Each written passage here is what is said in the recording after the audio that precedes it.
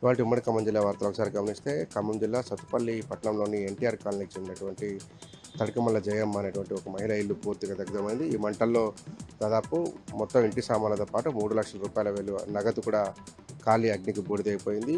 మంటలు గమనించినటువంటి స్థానికులు అట్లాగే ఫైర్ సిబ్బంది వచ్చి మంటలు ఆర్పేటువంటి ప్రయత్నం చేసి మంటలను అదుపులోకి తీసుకొచ్చారు.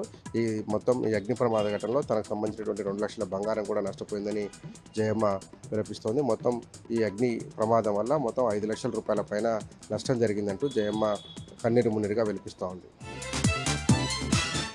ఖమ్మం జిల్లా కల్లూరు మండలం చినకోరకుండి గ్రామానికి చెందినటువంటి రేషన్ షాప్లో దొంగలు పడ్డారు. అర్ధరాత్రి గుర్తు తెలియని వ్యక్తులు రేషన్ షాప్ తాళాలు పగలగొట్టి సుమారు 180 క్వింటాల బియ్యాన్ని అపహరించుకుపోయారు.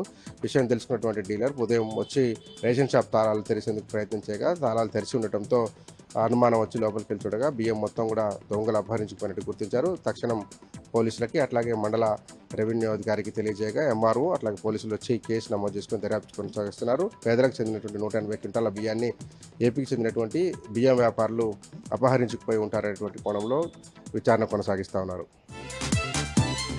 భద్రాద్రి కొత్తగూడెం జిల్లా సుజాత్ నగర్ తహసీల్దార్ కార్యాలయం ఎదుట ఏఐకేఎస్ తెలంగాణ సంఘం ఆధ్వర్యంలో పెద్ద ఎత్తున రైతు సంఘ నాయకులు ఆందోళన కార్యక్రమం నిర్వహించారు. కాంగ్రెస్ ప్రభుత్వం రైతుల దగ్గర కొనుగోలు చేసినటువంటి బియ్యానికి ధాన్యానికి 500 రూపాయల బోనస్ను తక్షణం చెల్లించాలని డిమాండ్ చేశారు. పెండింగ్లో ఉన్నటువంటి బోనస్ బకాయిలను కూడా విడుదల చేసి ఆయా రైతుల ఖాతాలో జమ చేయాలని డిమాండ్ చేశారు.